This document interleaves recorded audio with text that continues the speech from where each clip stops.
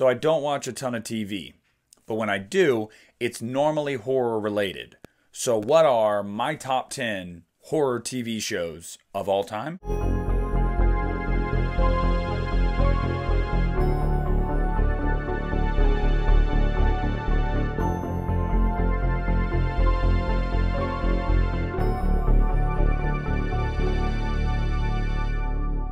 What's up, guys? It's Nick at the Lost River Drive-In, and I am here today to give you my top 10 list of horror TV shows. This is just me personally. Obviously, this is completely opinionated.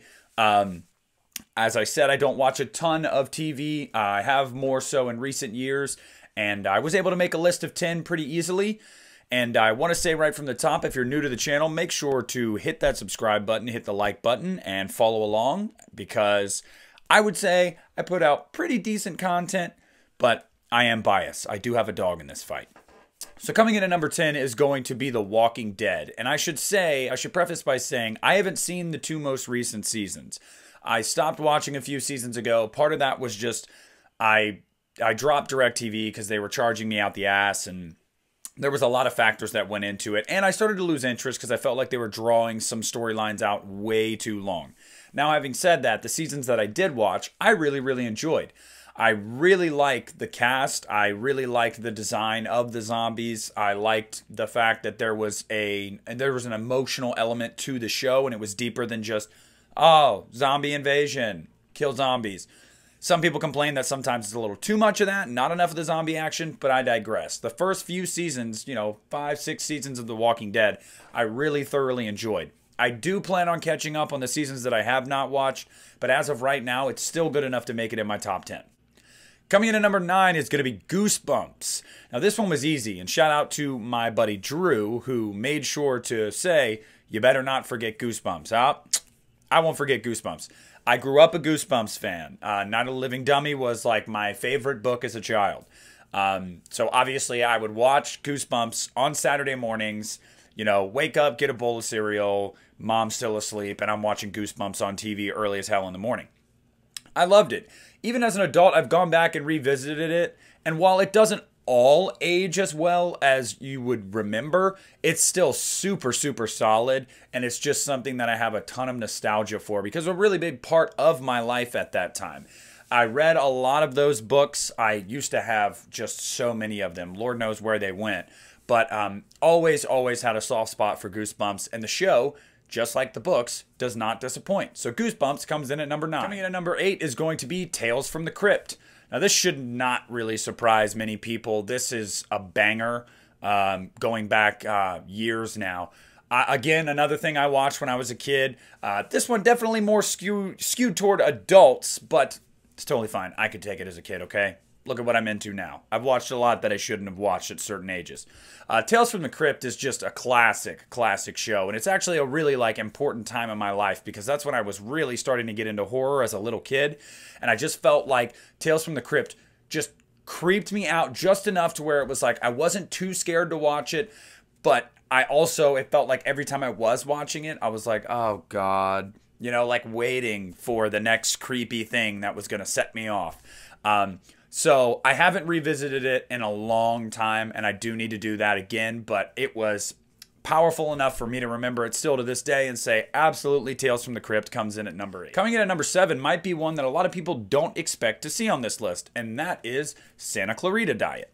I loved this show. I was super sad to see this show end. I know that the ratings were kind of going down on it, but my God, Drew Barrymore is fantastic in this. Absolutely fantastic in this. Even the kid from Rob Zombie's Halloween that played Tommy Doyle, he's in this, and he's a main character, and he's hilarious. He's great. I believe it's Timothy Olyphant that's also in it, but I could be wrong. Correct me if I'm wrong, but I think it's Timothy Olyphant.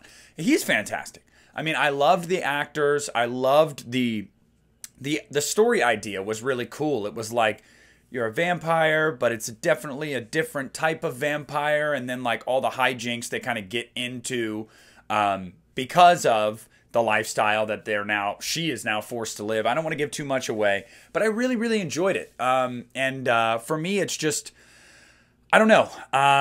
It was a show I didn't want to see end. I thought it was really original and creative, and it's a bummer that it had to go by the wayside. But I loved the Santa Clarita Diet, and that's going to come in at number 7.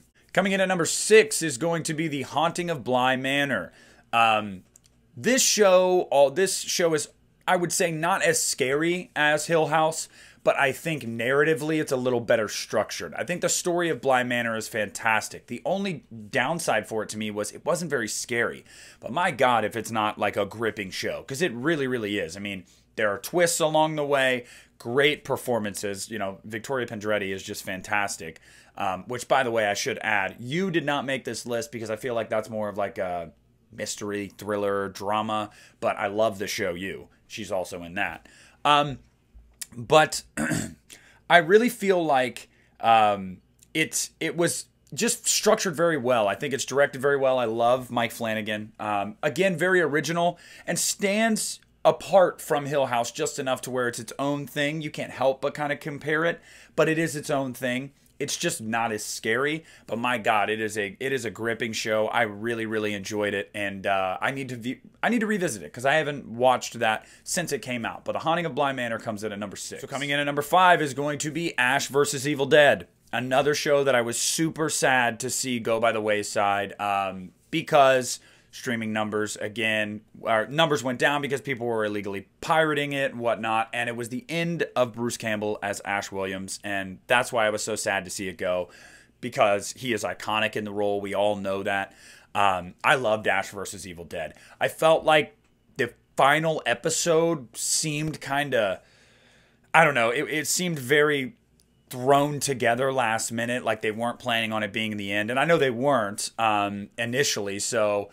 But aside from that, everything leading up to that was so satisfying. Some great callbacks, some new stuff, some great new characters, some great gore. And again, Bruce Campbell as Ash Williams is just fantastic. So this is a show I miss, and it will always hold it very near and dear to my heart because it's more than likely the last time that he suited up as Ash Williams.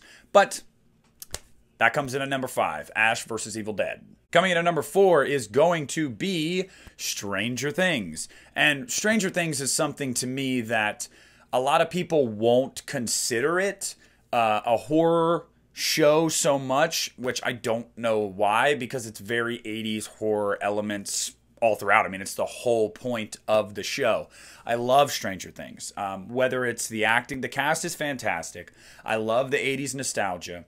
I love the visuals, and the cinematography is great. And this entire world that we've built where is essentially the Upside Down. Like, it's so cool every time we see anything from the Upside Down, anytime we go to the Upside Down. But this show is solely carried by the performances of Finn Wolfhard, Millie Bobby Brown, David Harbour, Winona Ryder. I mean, you name it. They carry this show, and you're invested. You know, the music also is just, perfect. Not much more needs to be said about that. Kind of a bummer that we've had to wait over 2 years now for the next season. But I digress. I'm excited for it. I love Stranger Things, so Stranger Things comes in at number 4. Coming in at number 3 is going to be The Haunting of Hill House, and this show is fantastic. There's no two ways around it. From, again, the acting, Victoria Pedretti, Henry Thomas, to the set pieces. The house itself is its own character, and oh my God, you feel it throughout. I mean, it is the creepiest house, but also the coolest house where you don't know what could be around any corner, and it's a fantastic location. Again, a lot of emotional elements in this, a lot of drama, a lot of dread, and you really get invested in this family and these characters and what is going to end up happening to them and what happens to them along the way. It is creepy as hell in some points too. Now, I'm not going to say this, oh my God, you know, when it came out, people were like, this is the scariest thing I've ever seen. No, there are some points that are very, very scary though. So I've got to give credit where credit is due. This is pretty creepy, but I would say most of this is more of a drama and a tale about tragedy and a house, less than, spooky stuff around the corner. But the spooky stuff around the corner is handled really well. So I loved The Haunting of Hill House. I have watched this, I think, 3 or 4 times. I need to follow it again because I absolutely love this show. And that's going to come in at number 3 for me, The Haunting of Hill House. Coming in at number 2 is going to be American Horror Story. Now, this is one that you guys have heard me talk about many times. Not more really needs to be said about it. I love American Horror Story. I have not finished the most recent season. I'm about halfway through. I know, stone me. But I love American Horror Story. Almost every season of this show has been a hit, in my opinion, aside from Roanoke. I didn't care for Roanoke. I know it has its fans. Hey, more power to you. But aside from that, I've liked every season of this show for what it is, and I am definitely excited to see how this last season ended and to see where they go from here. The characters, you know, the returning characters are always the best part. You know, it was Jessica Lange, and now it's morphed into the ones that lead these seasons are guys like Finn Wittrock and Evan Peters and Sarah Paulson. And I just love all the performances. Ryan Murphy has such a great, beautiful, twisted mind, and I wish I understood it, but it doesn't matter. I don't need to understand it because I watch what he puts out there and I love it. So overall, for me, American Horror Story, without a doubt, is number 2, but there is one show that is better. That's probably the best horror TV show I've ever seen, and it's time to get right into it. No break in here. We're just going to get right into it. Number 1 is going to be Bates Motel. Yes, Bates Motel is easily, without a doubt, unequivocally, the best horror-themed, horror-esque TV show I've ever seen. Not only do you get such a great deep dive look into the origins of Norman Bates and Norma Bates and how everything came to a head there, but you get an absolutely thrilling finale of this show that throws you for a loop. Everything you thought you knew, nah, just kidding. Is this an alternate timeline? Who knows? Whatever. It's a TV show. They wanted to do their own thing. It is fantastic. The performances of Vera Farmiga and God, I'm forgetting his name right now. I'm sorry, but yeah, you know, it's just you know what? No, I'm not gonna allow this. I'm gonna look right now to remember his name because I knew it. Freddie Highmore. The performances of Vera Farmiga and Freddie Highmore are fantastic. They carry this show throughout. I like Max Theriot too. It's his brother Dylan, and Nestor something that plays the sheriff.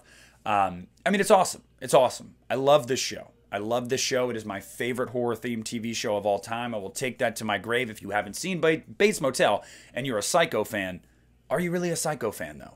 Because Bates Motel is fantastic. So number 1, Bates Motel. That's going to do it for me here at the Lost River Drive-In. Thank you guys so much for watching this. That is my top 10 horror TV shows of all time. If you liked the video, make sure to leave a like. And what are yours? Do you like my list? Do you have a different list? Comment down below. Let's discuss. Thank you so much for spending your Sunday evening with me. And this is Nick at the Lost River Drive-In.